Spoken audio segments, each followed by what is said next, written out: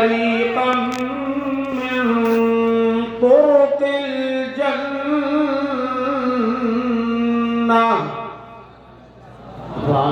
ہر شخص سنی مسلمان زور سے بولے سبحان اللہ. تم زور سے بول سکتے ہو کیا؟ طاقتور آدمی ہو یار. اور کہو کہ بولیے سبحان اللہ. سرکار فرماتے ہیں جو میرا غلام اللہ کا بندہ علم دین حاصل کرنے کے لیے اپنے گھر سے چلا، گھر سے قدم باہر نکالا اور سفر کرنے لگا علم دین کی طلب میں، تو یہ زمین پہ چلنے لگا. سرکار فرماتے ہیں مگر یہ بندہ زمین پہ چل رہا ہے اور اللہ تعالیٰ اس کو جنت کے راستوں میں چلا رہا ہے. سبحان اللہ. سبحان اللہ. جنت کے راستوں میں چلا رہا ہے.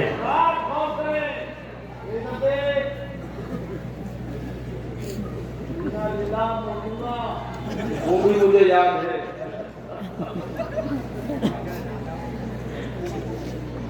بندہ چل رہا ہے زمین پر، خدا چلا رہا ہے جنت میں.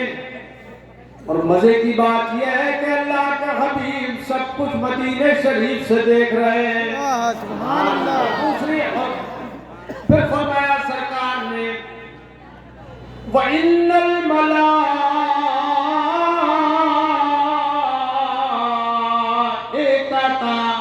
لَتَضَعُ أَجْنِحَتَهَا رِضًا لِطَالِبِ الْعِلْمِ.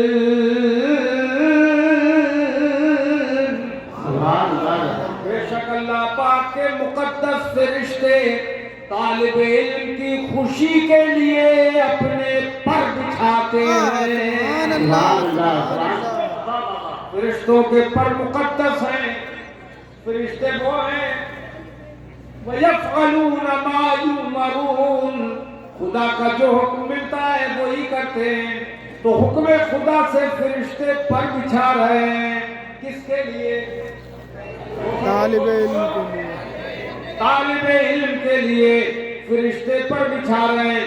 جگدیش پور کے اندر طالب علم چل رہا ہے، خدا اسے جنت کے راستوں میں چلا رہا ہے. فرشتے یہاں اس کی خوشی کے لیے پر بچھا رہے ہیں. مگر میرے مصطفیٰ مدینہ شریف سے جگدیش پور کو بھی دیکھ رہے ہیں، اس کے طلباء کو بھی دیکھ رہے ہیں، ان کا فرشتوں کا پر بچھانا بھی دیکھ رہے ہیں. دنیا میں جتنے مدارس ہیں اور لاکھوں طالب علم سفر کر رہے ہیں، ہر ایک کے قدم کے نیچے فرشتے پر بچھا رہے ہیں. اللہ کی خوشی کے لیے فرشتے پر بچھا رہے ہیں. طالب علم کی خوشی کے لیے اللہ کے فرشتے پر بچھا رہے ہیں.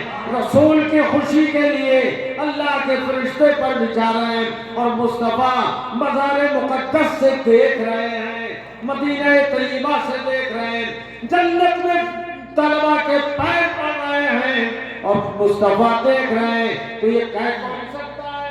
وہی کہہ سکتا ہے جس کی نظر دنیا کے کونے کونے پر ہو اور جنت پر بھی اس کی نظر ہو. نعرہ تکبیر، نعرہ رسالت. حضرت علامہ مولانا صدیق احمد صاحب جملہ جوبت پوری. نعرہ تکبیر، نعرہ رسالت. اور تھوڑی دیر تقریر کر دوں. سب لوگ اردو زور سے کریں تقریر. طلبہ کی جب یہ شان ہے، ایک آگے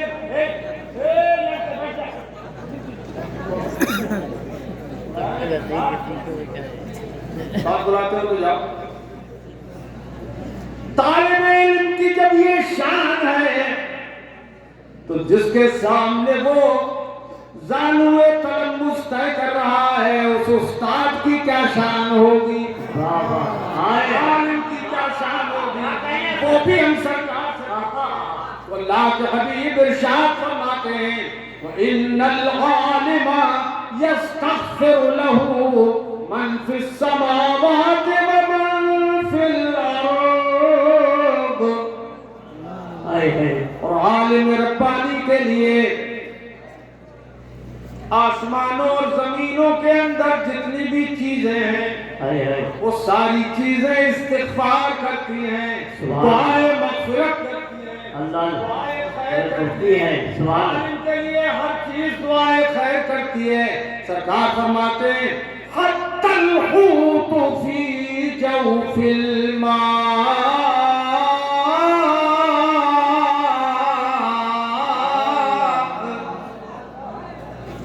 یہاں تک کہ پانی کے اندر سمندر میں مچھلیاں بھی اس عالم کے لیے دعا کر رہی ہے جو داراللطیفیہ میں پڑھا رہا ہے، جو تدریس کے فرائض انجام دے رہا ہے، جو بچوں پہ دست شفقت رکھتا ہے، بچوں کو جو سنوار رہا ہے، جو بنا رہا ہے، اس مدرس کے لیے، اس معلم کے لیے، اس عالم دین کے لیے سرکار فرماتے ہیں آسمان و زمین کی ہر شے دعائیں خیر کرتی ہے۔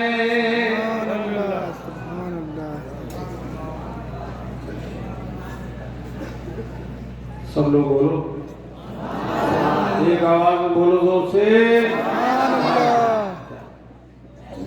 ایک حدیث پاک میں سرکار نے فرمایا ان اللہ و ملائکتہ لیصلون علی معلم الناس الخیر۔ کیا تمہیں بھی کسی نے بھیجا ہے؟ بے شک اللہ پاک کے مقدس فرشتے، بے شک اللہ پاک اور اس کے فرشتے بھلائی کی تعلیم دینے والے کے منہ پر اللہ کو اپنی رحمت بھیجتا ہے، فرشتے اس کے لیے استغفار کرتے ہیں۔ سبحان اللہ۔ جو بھی نیک بات بتاتا ہے اور لوگوں کو بھلائی کی بات سکھاتا ہے تو اللہ کے فرشتے اس کے لیے دعائیں مغفرت کرتے ہیں، دعائیں خیر کرتے ہیں۔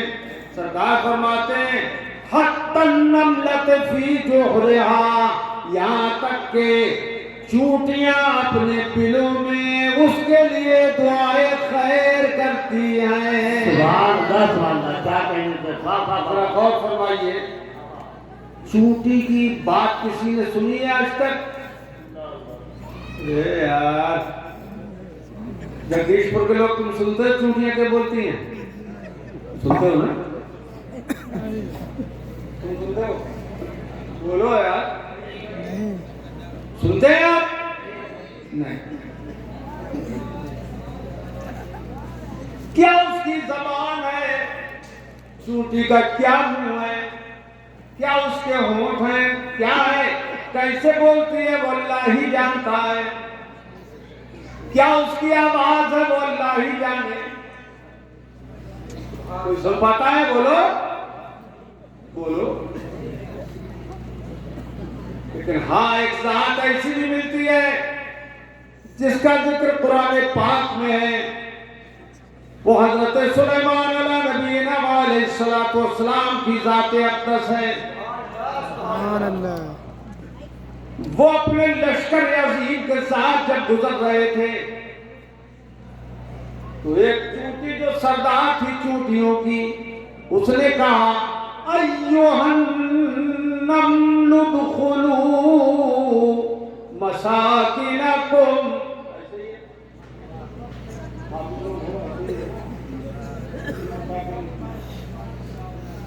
اے چونٹیوں کی بادشاہ کہہ رہی تھی اے چونٹیوں اپنے اپنے پلوں میں گھس جاؤ، اپنے گھروں میں تم داخل ہو جاؤ۔ لا یحطمنکم سلیمان وجنودہ وهم لا يشعرون۔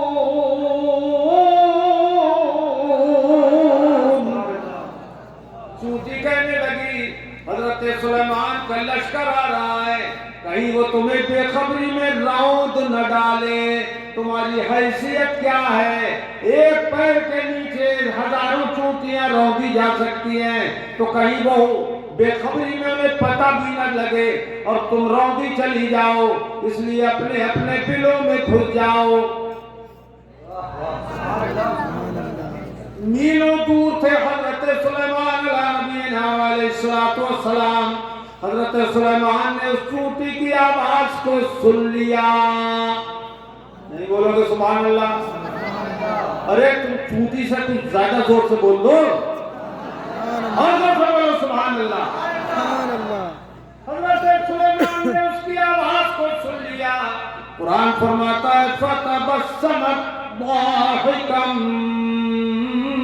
مِّن قَوْلِهَا، بے بائیں ہاتھ سے پانی چاہ رہا ہے۔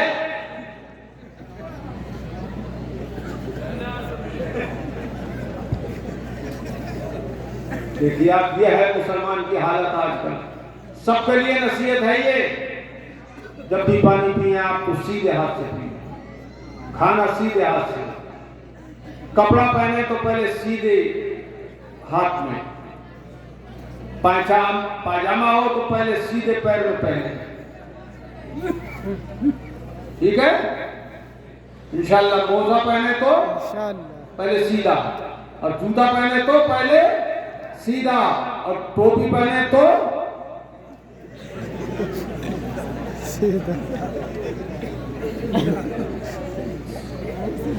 دائیں سر تو پہلے یا بائیں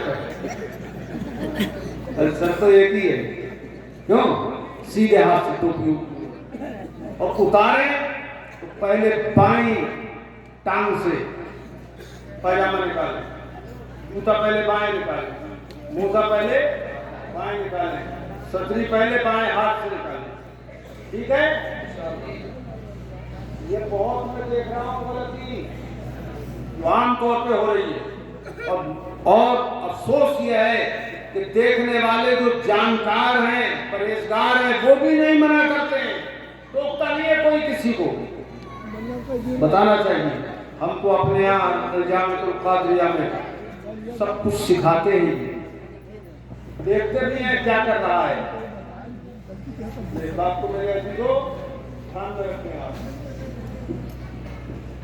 قاری ہمارے قاری قطب الدین صاحب ہیں، ہیلو جناب، یہ قاری قطب الدین صاحب ہمارے مرید بھی ہیں اور ہمارے مدرسے میں پڑھے ہیں ماشاءاللہ، اور بہترین عامل سے یہ ساتھ، جن ہو، بھوت ہو، چڑیل ہو، ہاں سب کو برابر کر دیتے ہیں۔ یہ جو سب سکھایا جاتا ہے نا، یہ ہوتا صاحب، یہ سب معمولات زندگی وہاں پر ہم سکھاتے ہیں۔ سینکڑوں طلبہ پڑھتے ہیں ہمارے یہاں، بہت بڑے بڑے ادارے ہیں الحمدللہ، 54 بیگھہ زمین میں وہ ادارہ بہت زبردست، انٹرنیٹ پہ دیکھ لو آپ، بہترین تعمیرات اور شاندار تعلیم۔ لڑکیوں کا ادارہ اتنا بڑا ہے کہ ابھی انڈیا میں شاید اتنا بڑا دوسرا ادارہ نہیں ہے۔ 1 ایکڑ زمین میں اس کی صرف بلڈنگ ہے، بڑی عالی شان، بڑی خوبصورت، بڑی مضبوط، بڑی وسیع و عریض، کئی سو لڑکے، کئی سو لڑکیاں وہاں پر ہیں، ہم ان کی تربیت کرتے ہیں قاعدے سے۔ زندگی بھر کے لیے باتیں یاد رکھنا جی، اور اپنے اپنے طلبہ کو جب آپ پڑھائیں گے انشاءاللہ تو ان کو بھی ایسے عمل کرائیں گے۔ آج میں نے مغرب کی نماز پڑھی یہاں، عصر کی نماز اور مغرب کی ریلوے اسٹیشن لکھنؤ میں جو مسجد ہے،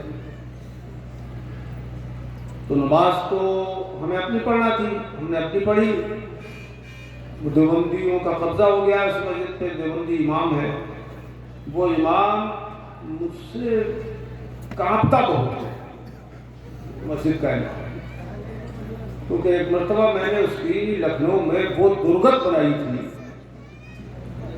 کہ آج تک وہ مجھے خواب میں دیکھ کے ڈرتا ہوگا۔ وہ اتفاق ایسا ہوا کہ جماعت کے بعد میں ہم نماز پڑھ رہے تھے، اب وہ امام بیٹھا ہوا مصلی پہ، وہ کھڑا ہو گیا، وہ بھی نماز پڑھنے لگا، تو اس کی انگلیاں جو تھیں، انگلی دیوبندی ہے، وہ الٹی پڑی تھی ایسے سجدے میں۔ دیکھو ذرا، تقریر دیکھی بھی جاتی ہے، سنی بھی جاتی ہے، دیکھیے پیروں کی انگلیاں سجدے میں الٹی پڑی تھی ایسے، جو نفل پڑھ رہا تھا اس میں نے دیکھا اس کو، اور ایک مقتدی بھی ویسی کر رہا تھا اس کا۔ اتفاق کی بات یہ ہے کہ ہم نماز پڑھ کے جلدی میں نکل رہے تھے کہ ہمیں ٹرین پکڑنا تھی لکھنؤ سے ادھر،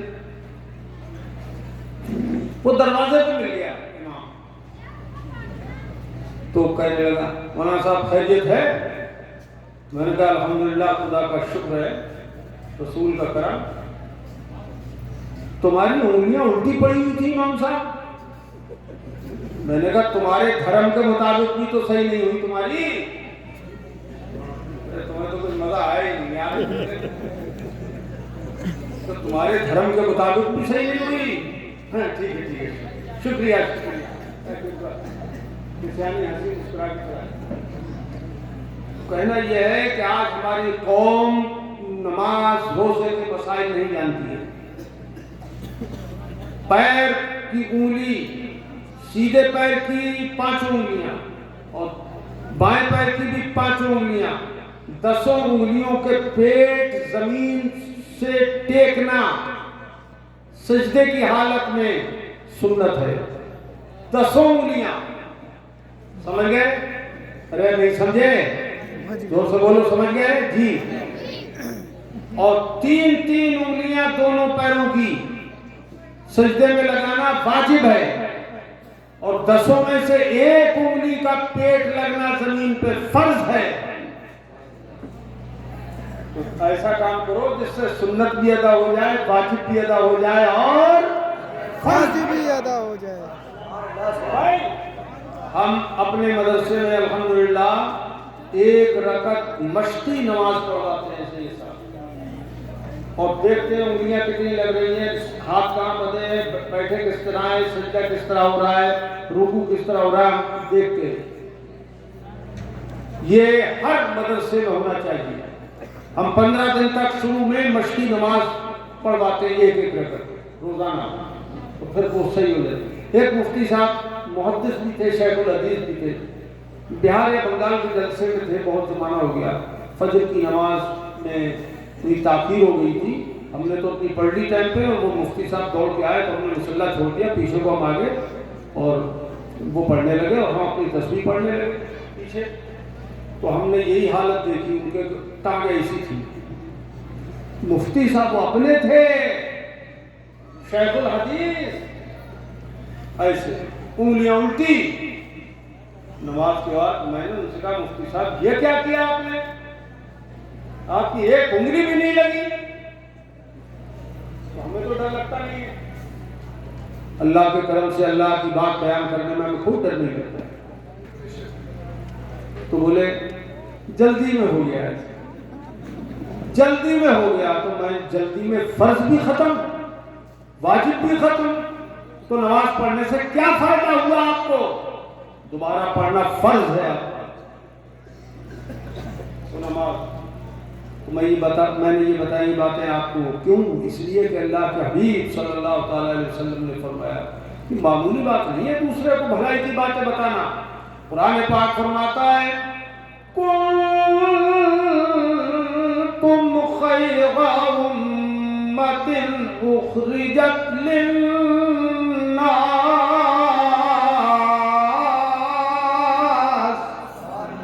ارے کنجوسی مت کرو، یہ قرآن تمہارے لیے بھی اتارا گیا ہے، زور سے بولو سبحان اللہ۔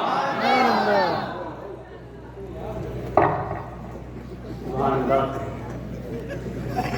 نعرہ تکبیر، نعرہ رسالت، جشن دستار فضیلت، جشن دستار فضیلت۔ تم بہترین جماعت ہو، بہترین امت ہو، تمہیں لوگوں کے لیے ظاہر کیا گیا ہے، تأمرون بالمعروف وتنہون عن المنکر،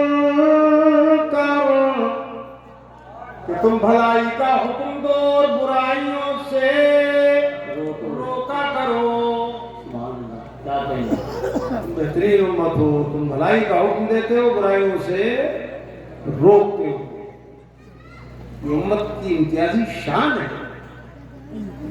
حضرات، اللہ کے حبیب صلی اللہ تعالی علیہ صلی اللہ علیہ وسلم نے طلبہ اور علماء کے فضائل بیان فرمائے. حدیثوں میں بہت فضیلت ہے علم دین کی, بہت فضیلت ہے علم دین کی, بہت بڑی فضیلت.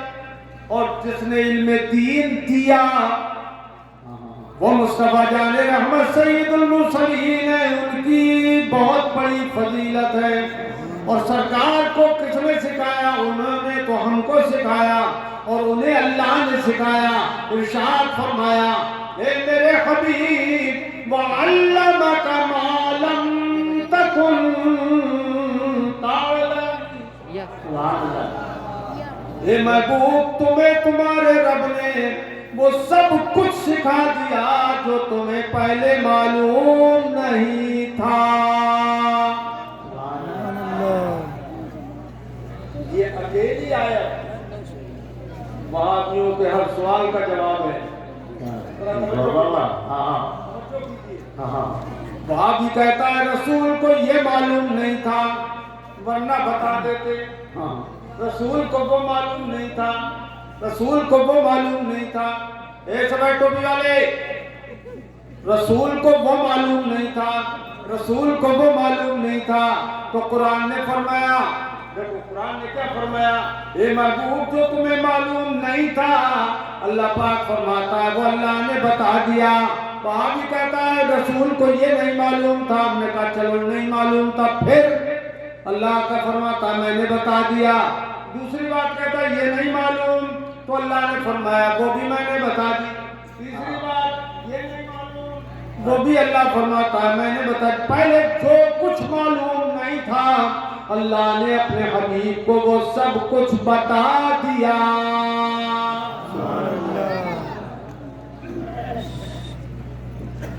ایک مرتبہ اللہ کے حبیب صلی اللہ علیہ وسلم منبر اطہر پہ کھڑے ہوئے. حضرت سیدنا انس ابن مالک رضی اللہ تعالیٰ عنہ حدیث پاک کے راوی ہیں. یہ بخاری شریف میں حدیث پاک ہے. قام النبی صلی اللہ تعالیٰ علیہ وسلم علی المنبر فذکر الساعة وذکر ان بین یدیہا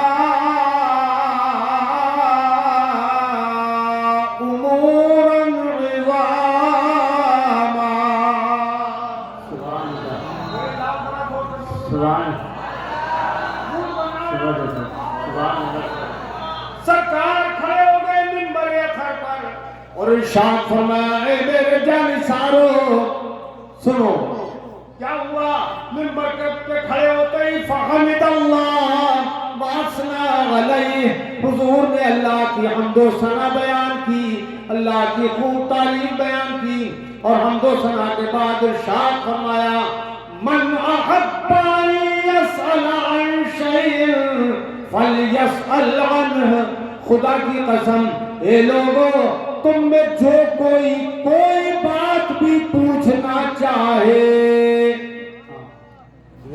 وہ ابھی پوچھ لے, وہ ابھی پوچھ لے. اے سنی بھائیوں میں تمہیں بہت کچھ تھوڑی دیر میں حضور کا فرمان سنا رہا ہوں, غور کرو, توجہ کرو. بڑے سے بڑا ملا تمہارے سامنے ٹک نہیں سکے گا. یہ چیزیں یاد کر لو ذرا.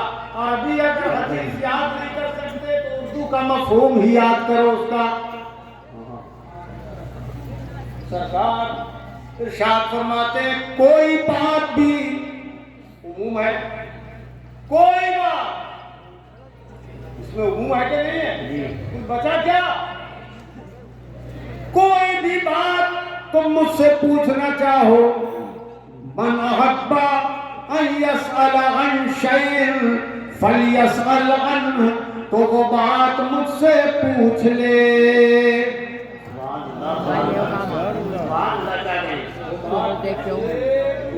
پوچھ لے.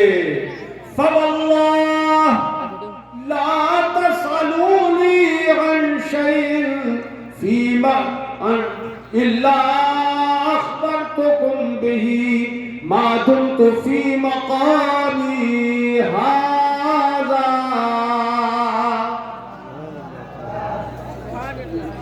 لڑکے 14 لڑکے تو سے جو عالم پرنسپل فارغ ہو اب رابطوں کو بولو پڑھیے یا حدیث کے نہیں پڑھیے؟ دورہ کیا ہوگا، حدیث تو پڑھی ہوگی ہے۔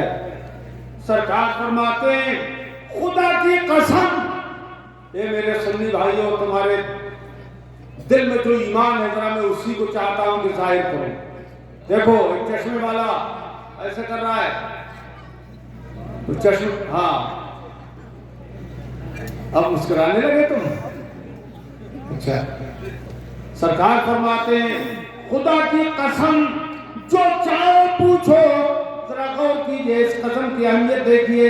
حضور قسم یاد فرما رہے ہیں، مسجد نبوی ہے اور اس پر بھی ممبر پر حضور، اور حضور اللہ کی قسم کھا کے ارشاد فرماتے ہیں اللہ کی قسم لا تسألونی عن شیء الا اخبرتکم بہ، خدا کی قسم کوئی بات ایسی نہیں جو تم مجھ سے پوچھو اور میں تمہیں نہ بتا سکوں۔ سبحان اللہ، اس حدیث کے جملے کو میرے عزیزوں، منبر پہ کھڑے ہوئے مصطفیٰ فرما رہے ہیں، اور یہ بخاری شریف کی حدیث ہے، اصح الکتب بعد کتاب اللہ البخاری، کوئی بات ایسی نہیں جو تم مجھ سے پوچھو اور میں تمہیں نہ بتا سکوں۔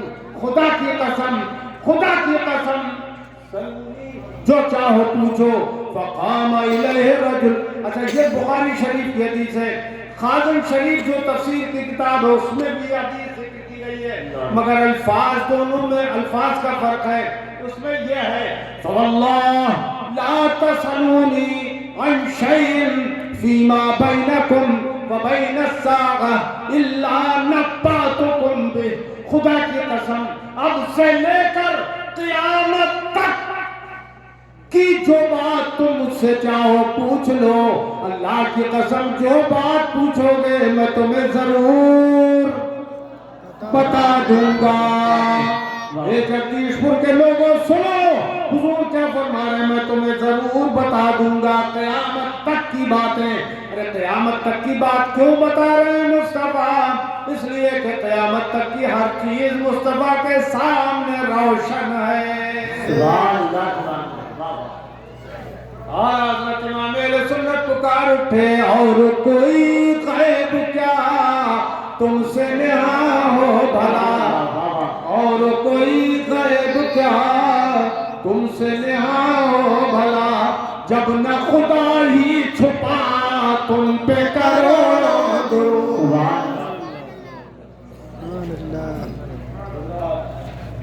یہ میرے آقا نے فرمایا قیامت تک کی ہر بات بتاؤں گا۔ اچھا سوال یہ ہے، یہ حضور کو ضرورت کیا پیش آئی تھی ممبر پہ کھڑے ہو کے ایسا اعلان کرنے کی؟ یار تمہارے دماغ کو میں جھنجھوڑ رہا ہوں، توجہ کرو، کیا ضرورت تھی اس کی کہ حضور ممبر پہ کھڑے ہو کے قسم کھا کے فرمائیں پوچھو جو چاہو پوچھو میں تمہیں ضرور بتا دوں گا؟ کوئی ضرورت تھی اس کی؟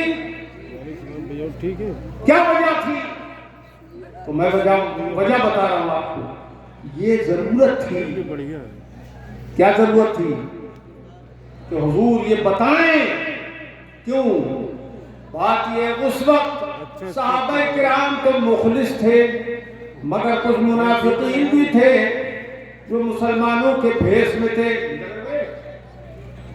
مسلمانوں کے بھیس میں تھے۔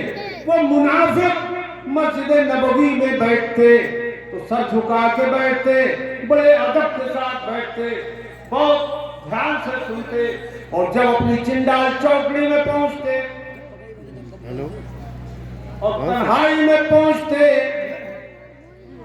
تو اس وقت وہ حضور کے خلاف بکواس کرتے۔ ایک دن ایسا ہوا،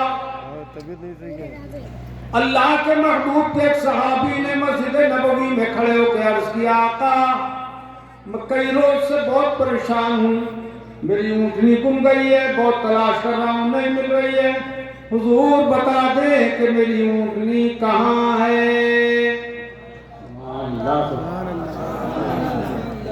یہ کون بول رہے تھے؟ صحابی رسول۔ حضور نے فرما دیا تمہاری اونٹنی جنگل میں فلاں جگہ ہے،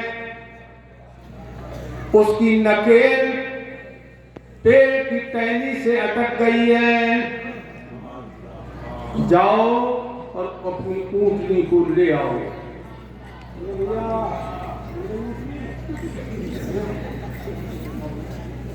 اور نہ تھا سب محرم ہے، نامحرم کوئی نہیں ہے۔ وہ صحابی گئے اونٹنی لینے، انہیں تو اپنی اونٹنی مل گئی، وہ اپنے گھر آ گئے، لیکن مسجد سے نکلتے ہی منافقوں کی ٹولی کیا بکواس کر رہی تھی سنو۔ وہ کہنے لگے منافق،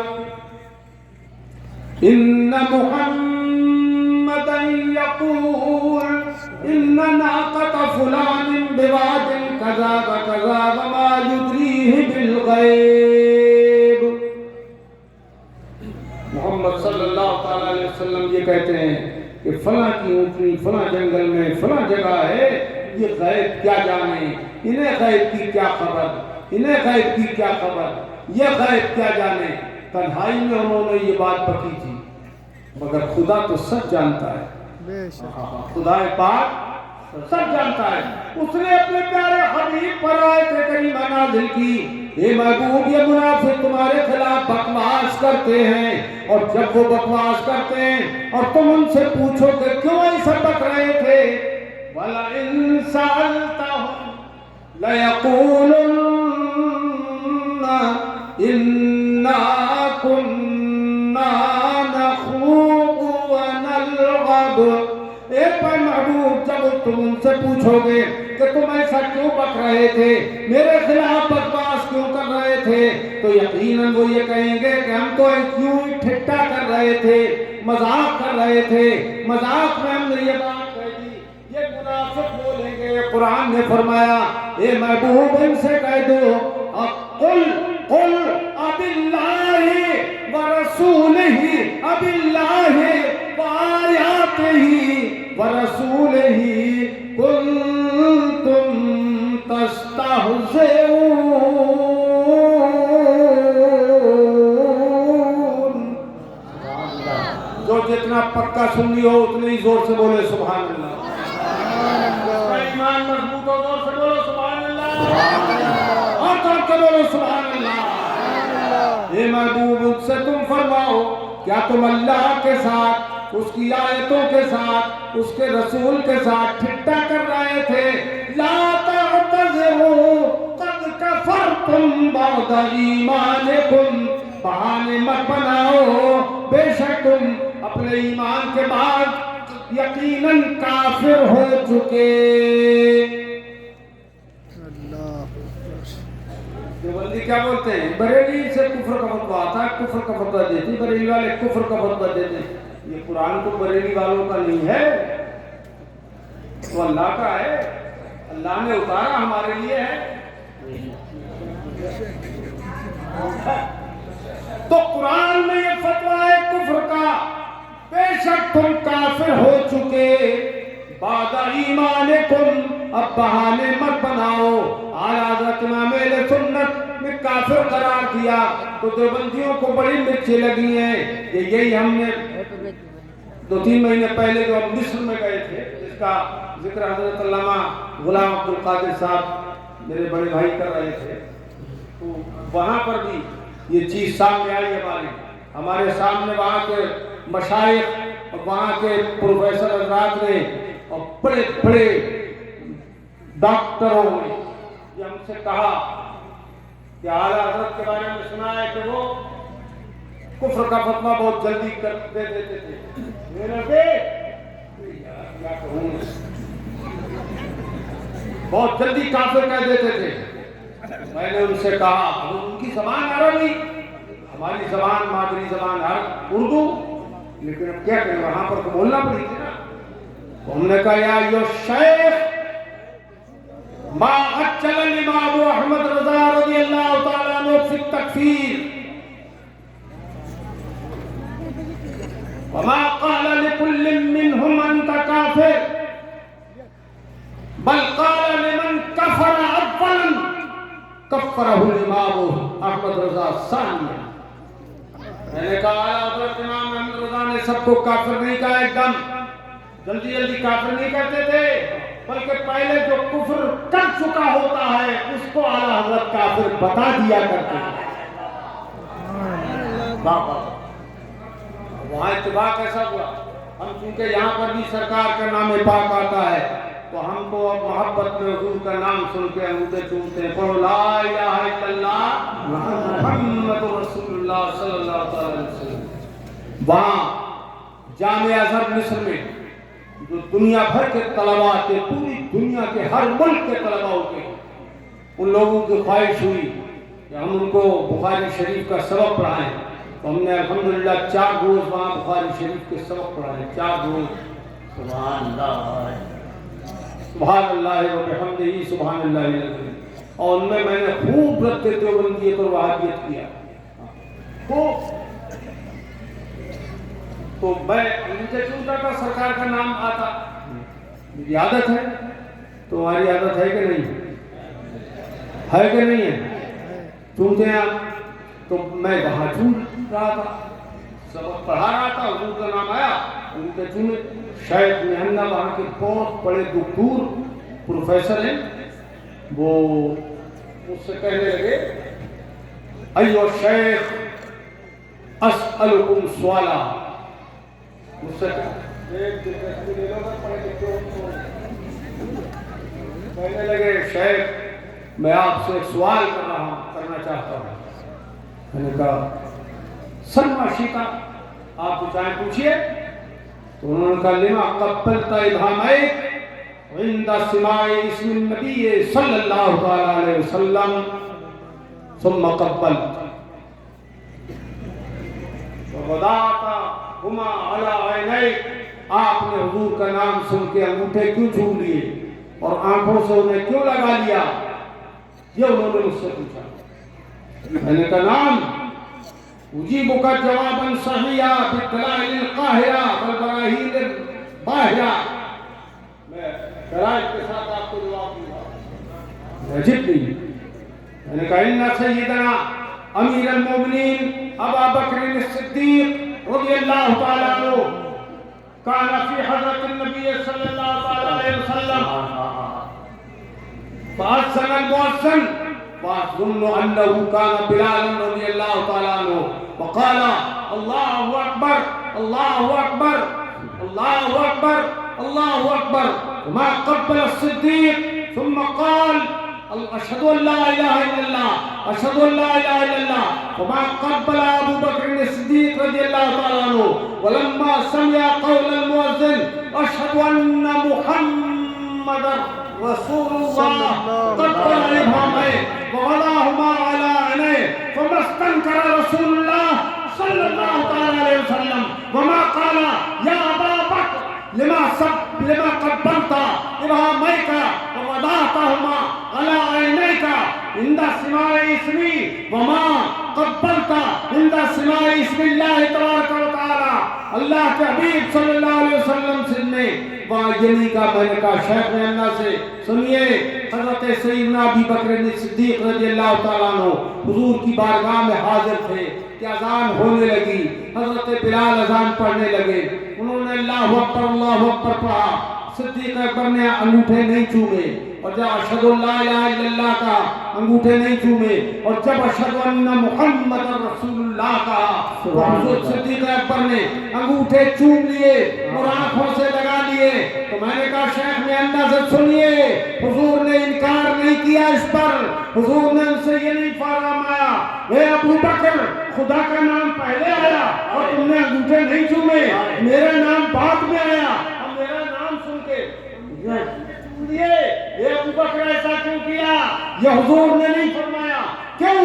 اس لیے کہ صدیق اکبر جانثار مصطفیٰ بھی تھے اور رازدار شریعت بھی تھے، وہ جانتے تھے کہ خدا کا نام سن کر میں اذان کے بعد نماز پڑھوں گا، سجدے کے جوہر مٹاؤں گا اور نبی کو سجدہ کر نہیں سکتا کہ حضور نے اجازت نہیں دی ہے، اس لیے نبی کو سجدہ نہیں کروں گا تو کم سے کم انگوٹھے چوم کر ان کے نام پر دل کو سکون دے دیا کروں۔ نعرہ تکبیر، نعرہ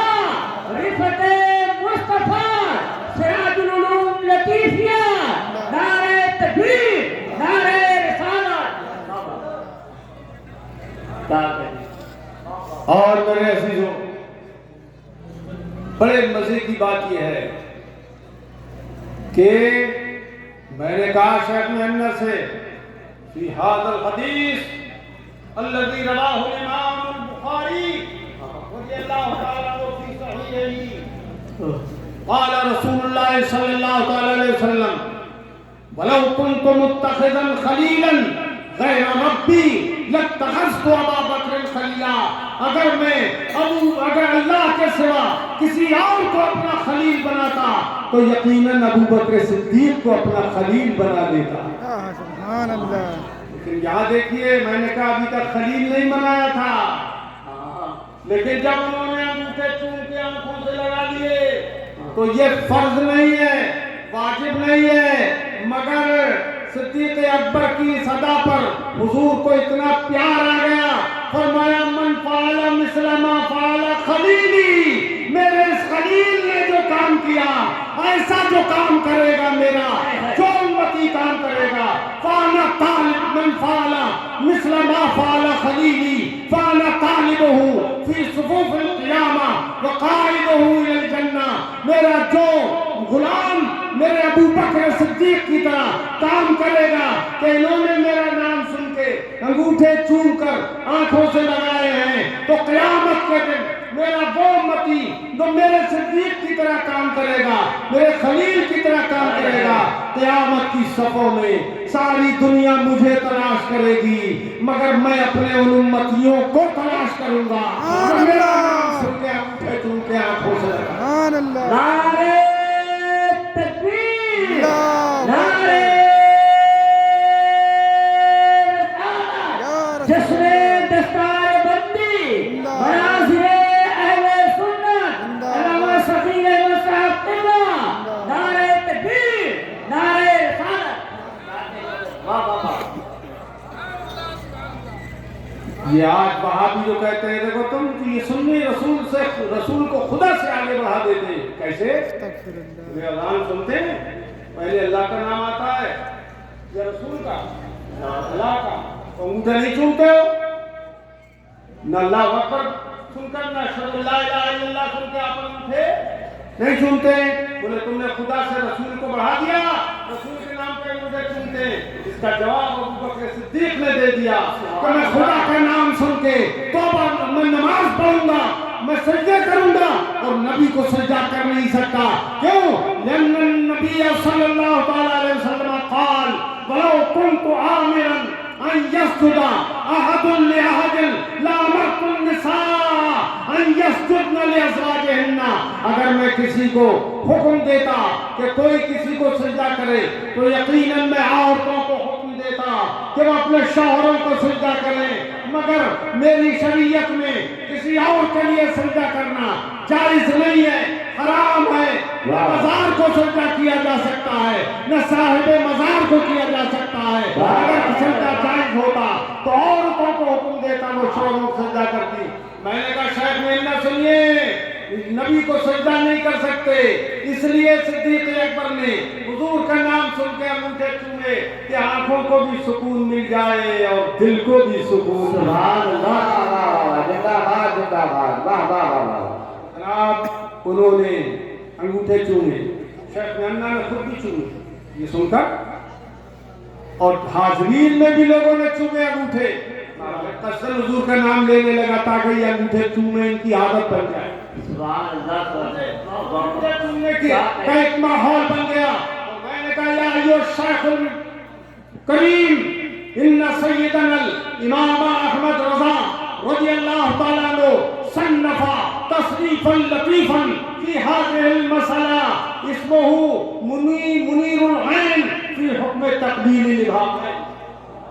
میں نے کہا حضرت امام اہل سنت نے اس پر ایک کتاب لکھی ہے جس کا نام ہے منیر العین، اور انگوٹھے چومنے کے بیان میں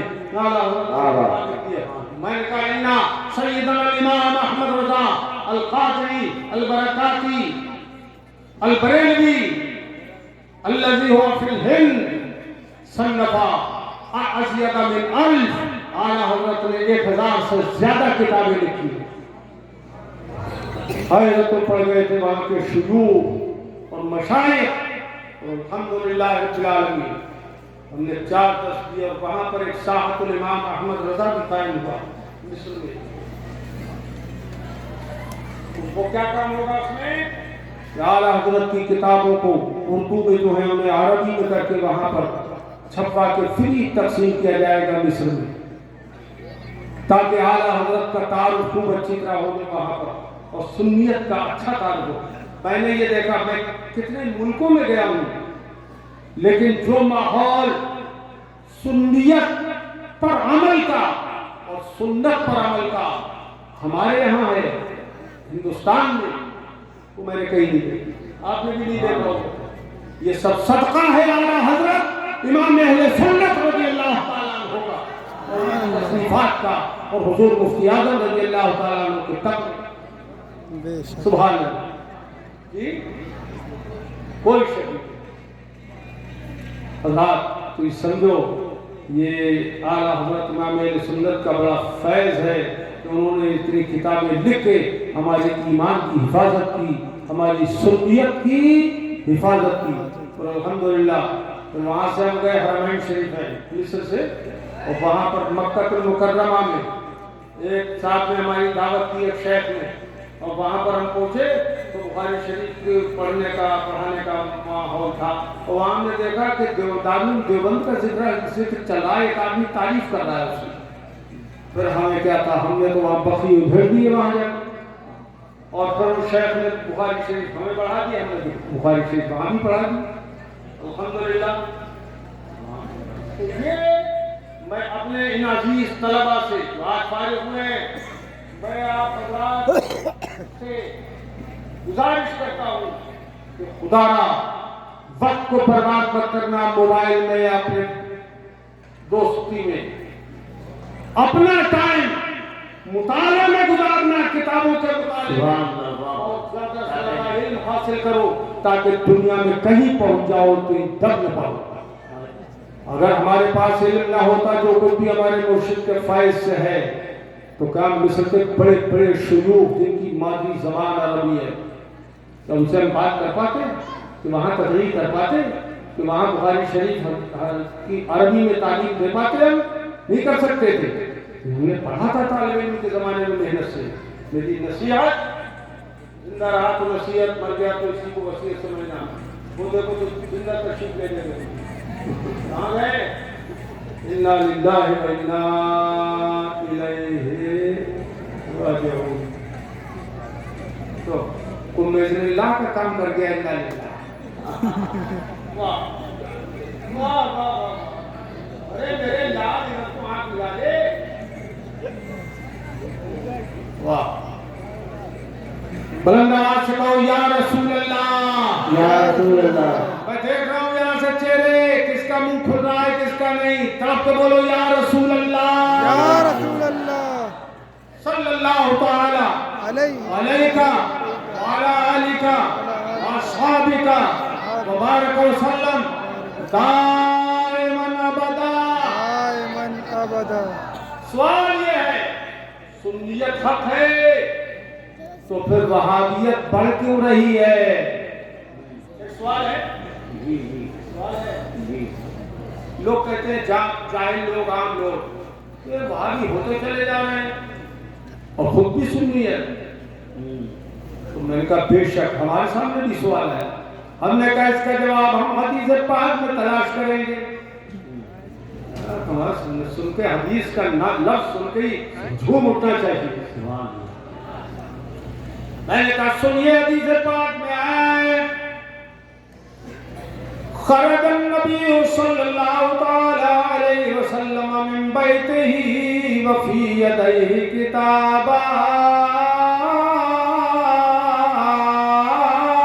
سبحان اللہ، سبحان اللہ. آئے کیا بتاؤں، یہ تقریر 10 بجے ہونا چاہیے تھی، تب مزہ آتا. تھکے تھکا آئے آپ بھی ہم بھی، جتنا بھی آپ کو مزہ آ جائے اس وقت بہت ہے. سرکار اپنے دولت قدے سے باہر تشریف لائے، اپنے مکان شریف سے باہر تشریف لائے. سرکار کے دونوں ہاتھوں میں 2 کتابیں تھیں. ادھر دیکھو تقریر دیکھو، भी और देखो भी। हुजूर के दोनों हाथों में दो किताबें थी। रावी हदीस सहाबी रसूल बयान करते हैं, फक़ाल लिल्लज़ी फ़ी यदिहिल युम्ना, तो दाहिने हाथ में जो किताब थी उसके बारे में सरकार ने फरमाया, हाज़ा किताबुन मिन रब्बिल आलमीन। सुभान अल्लाह सुभान अल्लाह। जो दाहिने हाथ में किताब थी उसके बारे में फरमाया, ये रब्बुल आलमीन की जानिब से किताब है। फीही अस्माउ अहलिल जन्नह, इसमें जन्नत वालों के नाम लिखे हुए हैं। वास्माउ आबाइहिम, और उनके बापों के नाम लिखे हुए हैं। वल्दियत भी लिखी हुई है। वक़बाइलिहिम, और उनके कबीलों के नाम। सुभान अल्लाह बाबा। ये अंसारी है कि मंसूरी, हाँ खान है कि पठान है कि मेवाती है, कौन है? कबीलों के नाम भी लिखे हुए हैं। तहसील में जाते हो रजिस्ट्री में बल्दियत भी लिखी जाती है, और यहाँ पर जन्नतियों की लिस्ट में बल्दियत भी है और कबीलियत भी है, कबीले का नाम भी लिखा हुआ है। सरकार फरमाते हैं, सुम्मा उजमिला अला आखिरिन, फिर आखिर में टोटल भी लगा दिया गया है। कुल तादाद जन्नतियों की इतनी है, इतने अरब, इतने करोड़, इतने कुल तादाद जन्नतियों की इतनी है, ये हिसाब लगा दिया गया। वक़ाल लिल्लज़ी फ़ी शिमालिहि हाज़ा किताबुम मिन रब्बिल आलमीन। बाएं हाथ में जो किताब थी उसके बारे में फरमाया, ये किताब रब्बुल आलमीन की तरफ से आई है। फीही अस्माउ अहलिल जन्नह, इसमें जन्नतियों के नाम है। वास्माउ जहन्नमियों के नाम है। वास्माउ आबाइहिम, उनकी बल्दियतें लिखी हुई हैं। सुम्मा उजमिला वक़बाइलिहिम, और कबीलों के नाम भी लिखे हुए हैं। सुम्मा उजमिला अला आखिरिहिम, फिर आखिर में टोटल भी लगा दिया गया है। फला युज़ादु फ़ीहिम वला युनक़सु मिनहुम अबदा, तो इसमें न कोई ज्यादती की जाएगी न कोई कमी की जाएगी। जन्नतियों की तादाद भी मुकर्रर हो गई और जहन्नमियों की तादाद भी मुकर्रर हो गई। तो वो जो साइल ने सवाल किया था, फिर वहाबी क्यों बन रहे हैं, देवबंदी क्यों बन रहे हैं, रोज क्यों बढ़ रही है उनकी तादाद, सुन्नियों की तादाद क्यों बढ़ रही है? तो मैंने कहा इस हदीस में उसका जवाब है। जो वहाबी बन रहा है, इसका मतलब ये दाहिने हाथ की किताब में जन्नतियों की लिस्ट में उसका नाम नहीं था।